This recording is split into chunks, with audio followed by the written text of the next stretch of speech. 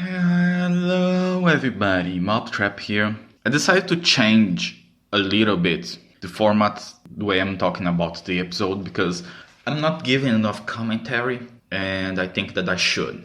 So I'm gonna talk a little bit the most important points of the episode from now on, and I will give my point of view, what I think that makes that single episode good. So the first episode of The Witcher, Banquets, Bastards and Burials, it's different for the first three. This entire episode, it passes during two timelines. It goes into past and future.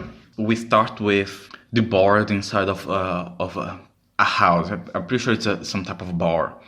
There's an old man telling them a history about a monster in a frozen lake that has eaten an entire city. And then he starts telling that he was forced to hire the Witcher to kill the monster, and that the Witcher went to the frozen lake to kill it. And then the monster comes and eats the entire Witcher in one bite. They continue, and then the guy says that the Witcher is dead. The board comes out to say, he's fine. And then the old guy turns out and say, no, trust me, he's dead. And then a few seconds later, Geralt gets inside of the place and asks for his money. So that's pretty much where this first part starts. Then the board asks Geralt to protect him inside of it's a marriage thing where the queen for the first episode is trying to marry her daughter. Geralt and the board, they have a discussion, they have the bath scene, they go inside the castle, and then we jump. So we see now Ciri inside of the forest. She's walking, and then she stops. She looks around, she asks for the small black elf kid, he's not there, and then she's surrounded by a bunch of females that are, I don't know what's the name of that group of people, but it's a bunch of females that they have kind of I would say elvish filth, but they are not elves, they are humans. And something happens, and then she goes to meet like the master woman. Then the master woman, they have a discussion, and then we jump back to the castle. Let me explain a little bit about this beginning.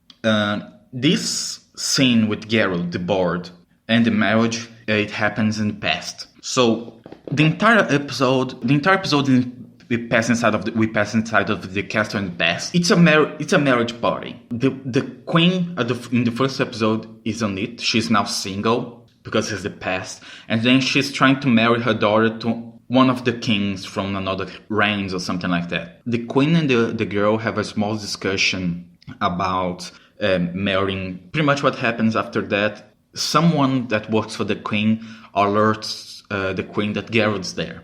So they have a small conversation, and she invites Geralt to sit beside her. Then we cut back to Ciri, the small black elf guy. Ciri at this point managed to find him because the females at the beginning retrieve him, because remember that he got an arrow to the shoulder, not to the knee.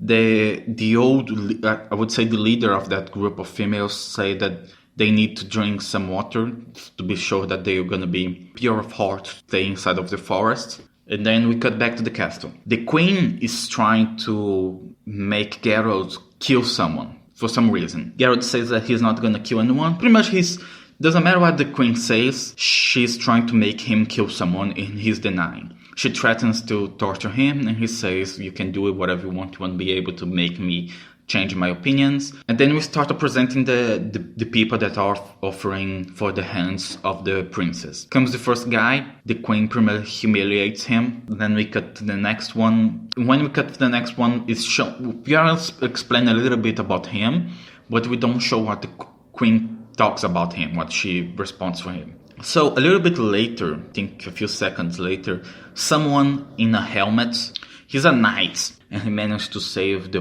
queen's husband from death. And then the king promised for him a thing called something surprise. Don't remember now.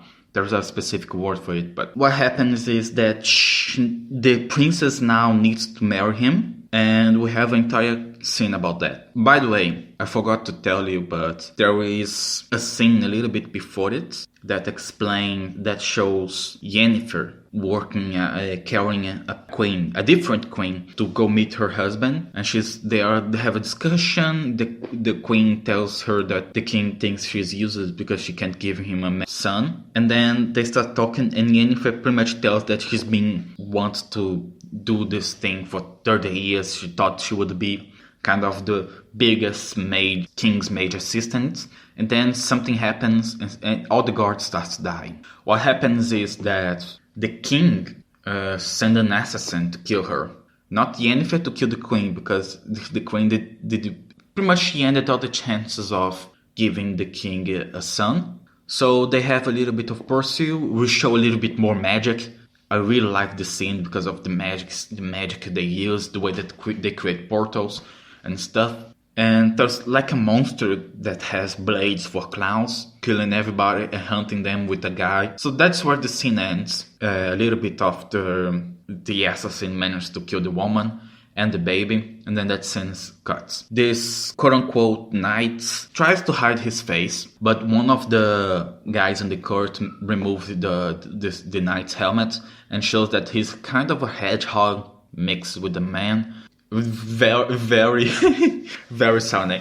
But anyway, they remove his helmet. There's an entire fight scene that's very well choreographed. There's an entire fight scene. Geralt starts defending the guy because he was cursed. And then the law of surprise pretty much obliges the queen to fulfill it. And then another guy that you're gonna recognize him because he's the husband of the queen in the first episode. He's there. And then after the guy asks for this law of surprise, the fight scene ensues, and then the guy starts to protect him because the vow of surprise is pretty much obligated to be fulfilled. Princess recognize him. What happens is the queen, she wants to, congratulations, and now the husband goes to kill him, the cursed knight. Then we show the princess screaming and kind of revealing some absurd powerful magic.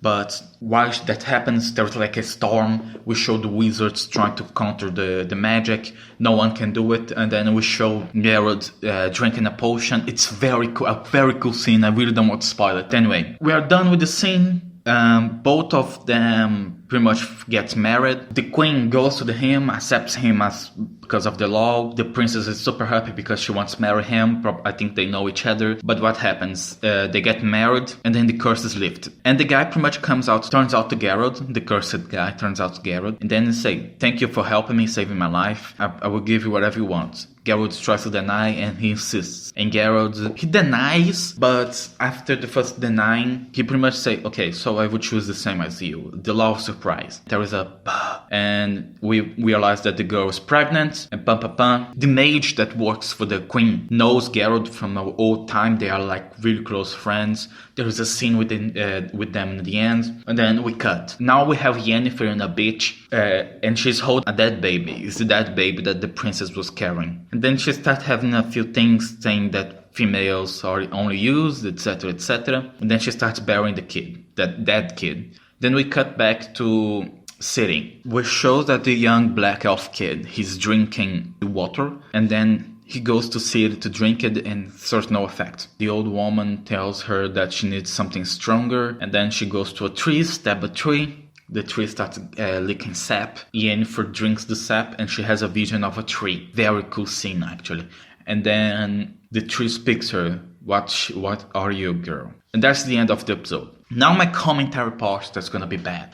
I really like the way that they present the time jumps. And no, not in this one, but it's kind of simple. You know, now we introduce to how the queen and the king, that's the grandmother of city, met each other. We establish how the kingdom is so powerful. Then we establish why city is after Geralt. We establish how much time Yennefer has been doing this whatever thing that she's doing now, being a king's witch. We established that she's super unhappy. It's the fight scene on this one. I think it improved from the first one because now it has a bigger choreography. more fights, more swords, more people dying. Actually, that's a very fun thing is that in the fight scene where Geralt, the cursed man, and everybody else is fighting, I counted at least 12 people dying, and it's like, dude, that was a marriage, bro. Calm down. We also have a small kind of discussion during the episode between Yennefer and the young black elf kid when she reveals her identity, and then they have a small discussion, and he pretty much throws the truth at her face. She tells him that she needs to fulfill her future, and then he says, girl, why you don't make your own future? Your grandmother is dead and you're not. It's a very cool episode. I'm so sad that no one's watching my videos. I would like to talk with someone about this. Anyway, thank you guys for watching. I'm not making videos with with showing my mask because I'm doing a little upgrade. I just finished painting it black, so you guys can't see anything on the video. I want to make some more details, but anyway, thank you for watching. Have a nice day. See you guys someday in the near future.